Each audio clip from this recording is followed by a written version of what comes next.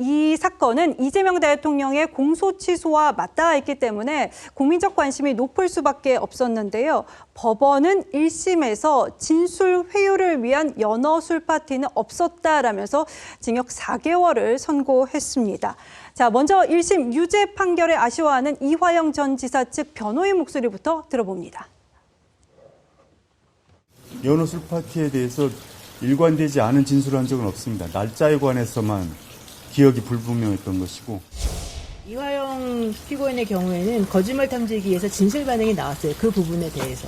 그렇기 때문에 본인의 개인적인 기억 속에서는 이건 당연히 술 파티가 있었다, 술이 반입이 됐다라고 인정을 하는 거거든요. 네, 이화영 전 부지사 측은 현재 항소를 제기하면서 불복하겠다 의사를 밝힌 상태입니다. 먼저 지난 20일 재판장으로 좀 되돌아가 봅니다.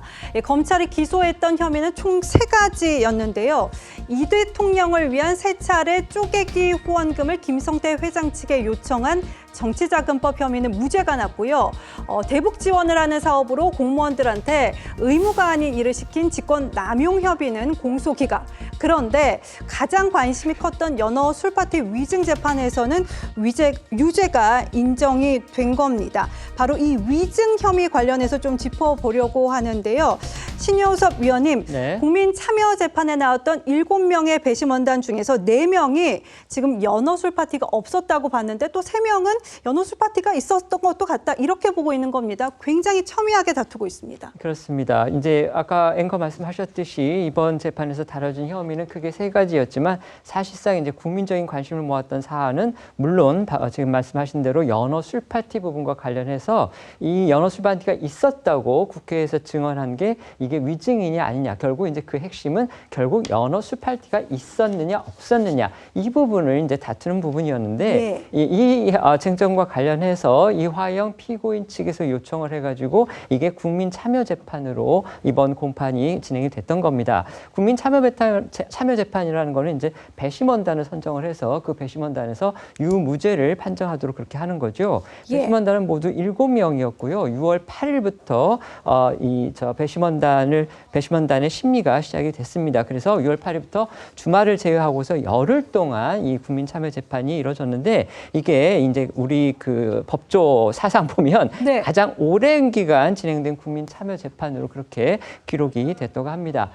이렇게 전체 기간도 길었지만 이 매번 그 하루하루의 그 심리 기간도 굉장히 길었다고 합니다. 그래서 9시간 넘게 이제 밤샘 평일, 그러니까 마지막 날에는 9시간 넘게 밤샘 평일을 진행했는데 그 전에 이제 평소 그 재판 기간도 뭐 아침부터 시작해서 밤늦게까지 가는 그런 경우가 많았다고 하고요. 특히 이제 재판부가 마지막 그 공판에서는 결심 공판에서는 9시간 넘게 배심원단이 밤샘 평일을 진행을 해서 재판부가 20일 새벽에 이제 선고를 했습니다. 그리고 아까 말씀하셨듯이 재판 기간 내에 이제 혐의는 크게 이제 3가지였었는데 핵심 쟁점인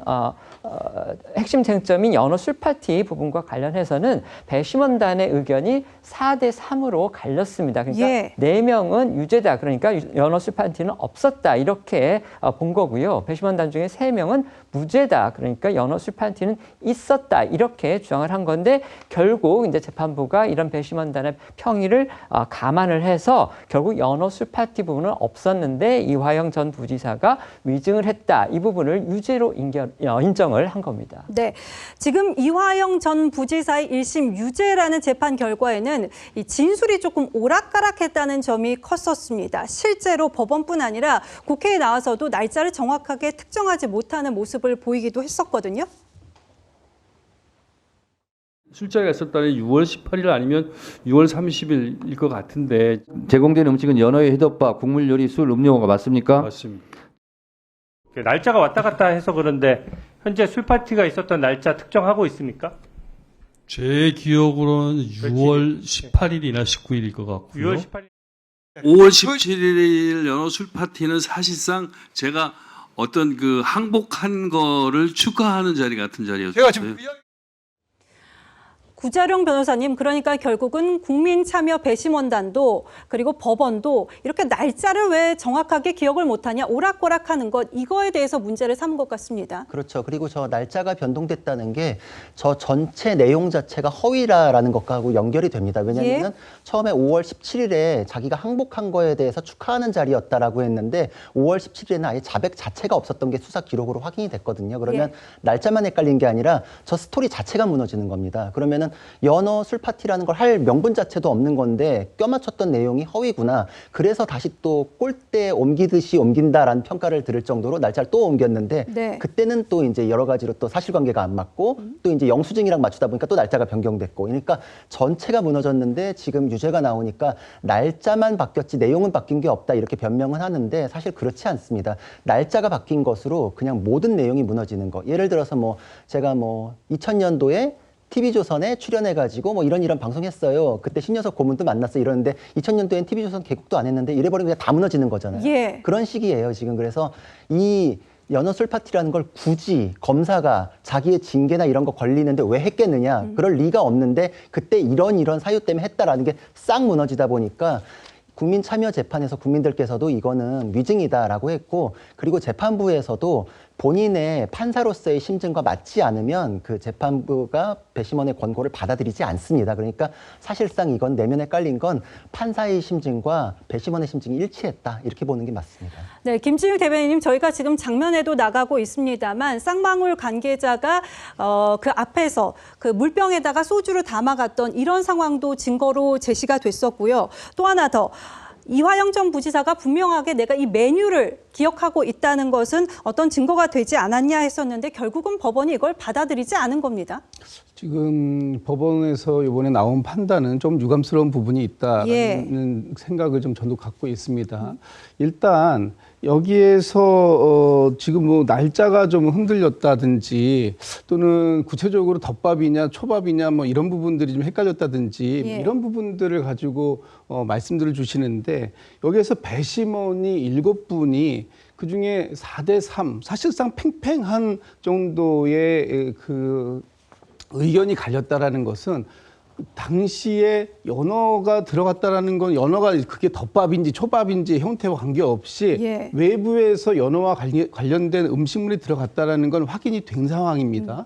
그리고 술이 단지 들어갔느냐 안 들어갔느냐라는 부분에 있어서 술이 들어갔을 수도 있고 안 들어갔을 수도 있다. 그걸 잘 모르겠다. 그거를 증명할 길이 없다라는 것 때문에 지금 이런 4대3의 판단이 나왔고 그리고 재판부는 결과적으로 인정을 안 한 부분인데, 이와 관련돼 가지고 이화영 부지사가 거짓말 탐지기도 했었습니다. 그런데 거기에서는 진실 반응도 나왔어요. 그리고 이게 상식적이지 않다라고 저희가 보고 있는 이유 중에 하나는 뭐냐면, 쌍방울 직원이 법인카드로 검찰 바로 앞에 있는 편의점에서 소주 3병을 처음에 소주 3병과 그 생수 3병을 사지 않습니까? 그런데 추가적으로 나중에 한 병을 더 사옵니다. 이유가 뭐냐. 그런데 이 사람은 본인이 괴로워서 차에서 마시려고 준비했다라고 하는데, 과연 이런 것들이 상식적으로 납득할 만한 그런 설명이 되는가 하는 부분에 있어서는 여전히 다툴 만한 부분이 있었다라고 보는 것이고요. 그리고 이 외에 지금 나머지 2개의 사건에 대해서 배심원 7명 전원이 만장일치로 무죄를 선고한 부분도 있었고, 또 이 법원이 이것은 완벽하게 검찰이 이 공소권을 남용했다. 그래서 그 재판부가 직권으로 공소를 기각했던 그 사건도 여기 하나가 껴있는 상황이었습니다. 그렇다면 이번에 단지 그 술이 들어간지를 확인할 수 있는 방법이 없었다라는 것으로 이화영 부지사가 고의적으로 진술을 위증했다라고 확인할 수가 있었을까 하는 부분은 여전히 좀 의문이 있다. 구자룡 변호사님은 김진욱 대변인님의 의견 어떻게 보십니까? 사실 법적으로 좀 따져볼 부분이 있는 게, 위증죄는 원래 성립 범위가 굉장히 좁습니다. 그래서 피고인에게 절대적으로 유리하게 법리도 형성이 되어 있거든요. 근데 4대3이니까 나머지는 뭐 결백을 인정한 거냐, 그렇지는 않고요. 우리 형사법 대원칙은 의심스러울 땐 피고인의 이익으로, 그래서 애매하다 싶으면 피고인의 이익으로 판단하기 마련이고 그게 법리입니다. 그리고 두 번째로는 무죄를 이제 의견을 낸 분들도 그걸 이노센트, 그런 사실이 없었다, 뭐 이렇게 하는 게 아니라 not guilty, 입증이 좀 부족하지 않느냐, 이런 차원에서 무죄 의견을 가질 수가 있거든요. 근데 그 3명에 대해서도 우리 위증죄 법리는 그런 사실이 없었는데 허위다라는 것만 가지고 바로 위증 유죄 이렇게 하지 않고요. 예. 본인의 기억하고도 반대되는 얘기를 허위로 얘기했느냐, 여기까지 인정이 돼야 되거든요. 그래서 아까 그 변호인이 노영희 씨가 얘기했던 게 본인의 기억 속에서는 이게 맞다고 인정을 하는 거거든요 라는 표현이 뭐냐면, 이화영 씨는 적어도 자기가 진짜라고 믿지 않았느냐, 요렇게 하면은 요게 위증죄를 빠져나갈 수 있는 법리가 하나 열리는데 네. 그것마저도 인정이 안 된 거예요, 사실. 그러니까 그래서 거짓말 탐지기를 인정하지 않은 건가요? 그렇죠. 정확하십니다. 그래서 거짓말 탐지기도 인정되지 않은 이유가 뭐냐면, 첫 번째로는 거짓말 탐지기는 법적으로 증거 능력을 인정하지 않습니다. 어느 쪽에서 제시를 하더라도. 아, 예. 그래서 증거 능력 자체가 없는데 참고 자료인데,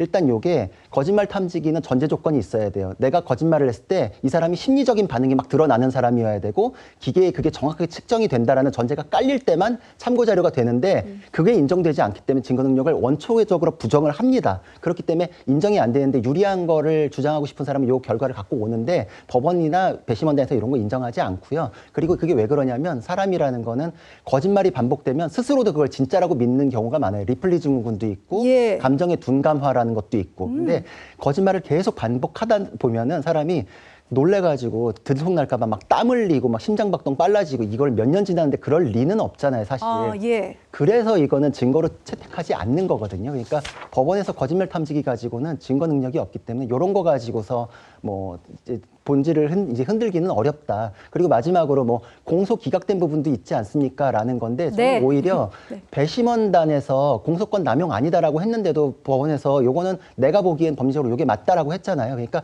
일치되는 거에 대해서는 일치됐으니까 그렇게 하고, 아니다 싶으면 법원에서는 법리적인 걸 앞세우거든요. 네. 연어 술파티에 대해서는 일치했잖아요. 여기에 더 핵심이 있는 겁니다. 구재령 제가- 변호사께서 워낙에 법조인이시다 보니까 하나하나 조목조목 좀 설명을 해주셨는데, 네. 위원님도 한마디 좀 아니요. 부탁드립니다. 김진욱 대변인 말씀 중에서 저도 공감하는 부분도 있고 공감하지 않는 부분도 네. 있어서 그 부분은 팩트만 한번 말씀을 드리겠는데, 지금 공소기각 부분에 대해서 공소권이 남용됐다라는 부분에 대해서 이제 얘기를 해주셨잖아요. 예. 근데 지금 공소권 남용 부분과 관련해서는 이제 뭐 실무진이 반대 의견을 묵살을 하고서 산림 복구 의목이 아니고 금송 등을 북한에 지원하도록 경기도 공무원들한테 부당한 지시를 내린 혐의, 이제 이 부분이거든요. 근데 이 부분과 관련해서는 배심원단도 논의를 했는데, 예. 공소권 남용이 2명이었고 공소권 남용이 아니다가 5명이었습니다. 그러니까 오히려 배심원단의 판결에서는 검찰 손을 들어준다 이렇게 볼 수도 있는 건데, 그런데 지금 변호사님 말씀하셨듯이 오히려 재판부가 이 건 같은 경우는 공소제의가 되지 않은 다른 사람의 사건에서 유죄 판결을 얻어내기 위해서 검찰이 기소했다. 이거는 피고인한테 충분한 자기 방어의 기회를 주지 않은 채 공소권을 남용했기 때문에 이 부분에 대해서는 아예 그냥 공소 기각 판결을 내려버린 겁니다. 그러니까 재판부가 절대로 이화영 전 부지사한테 다 불리한 판결을 내린 게 아니고, 이런 부분과 관련해서는 굉장히 법리를 엄격하게 해석을 해서 오히려 이화영 피고인한테 유리한, 그러니까 배심원단의 판결과는 다르게 오히려 피고인한테 유리한 판결을 내렸기 때문에 전반적으로 재판부가 뭐 검찰에 대해서 조금 존중을 한다든지, 예. 피고인에 대해서 일반적으로 불리한 그런 판결을 내렸다, 이런 식의 시각은 저는 맞지가 않은 것 같습니다. 네. 제가 하나 말씀드릴게요. 저한테 안 물어보셔서 저도 네. 제가 물어볼 지금 새가 없네요. 이렇게 다들 하실 말씀이 정말 많으시군요. 네. 제가 세 분 다 말씀하셨으니까 이거 1심이 나왔기 때문에 여기서 저 1심 주장이 틀렸다 말했다 아무 의미가 없어요. 예. 어쨌든 간에 저 위증을 했다고 법원이 판단한 거예요. 항소심에서 어떻게 될지 모르겠는데, 근데 지금 다들 말씀하신 것처럼 정치자금법은 무죄예요. 이화영 전 무지사가 거의 개입하지 않았다는 거 아니에요? 쪼개 네. 부분에 개입하지 않았다는 거고, 공소권 남용 얘기 지금 맞아요. 공소권 남용이라고 얘기했는데, 이화영 전 무지사가 기소가 안 됐는데 다른 사람의 공소장에 이화영을 넣은 거예요. 그게 말하자면 공소권 남용으로 봤던 거거든요. 그러니까 아직 기소도 안 됐는데, 그러니까 말하자면 검찰이 과도하게 그 공소장을 더 유효하게 만들기 위해서 다른 사람을 집어넣은 거다. 이게 잘못된 거다. 기각을 해간 거란 말이죠. 그러니까 이제 이게 문제는, 이건 이제 법원의 판단인데, 문제 이거 민주당과 국민의힘 이걸 각자 유리하게 해석하는 거예요. 예. 국민의힘에서는 이제 이화영 전 지사의 위증 혐의가 유죄 나온 거에 대해서, 이제 이 실형 4개월 나온 거에 대해서 그냥 공소 취소가 의미가 없다라고 얘기하는 건데, 이것만 가지고 공소 취소가 법적으로 불가능해지는 건 또 아니에요. 또 이제 민주당에서는 봐라, 직권남용 공소가 기각되지 않았느냐. 예. 이건 검찰의 공소권 남용을 법원이 인정한 것이다 이렇게 보고 있는데, 또 내용은 또 살짝 달라요. 디테일한 지금 저도 얘기했고 신현이 말씀처럼. 그러니까 서로 지금 민주당과 국민의힘이 각자 유리한 걸 주장하는데 예. 각자 말이 일리가 있어요. 절반만 하고 절반은 틀린다. 이제 그렇게 말씀드립니다. 네. 대변인님 지금 얘기가 나와서 말인데 직권남용과 관련해서는 지금 공소 기각이 됐는데 민주당 그러니까는 이화영 전 부지사 측의 입장은 계속해서 이제 항소를 하겠다라는 입장인 거죠. 네, 지금 방금 전에 속보가 저희 그 이화영 측에서 지금 이제 항소를 제기했네요.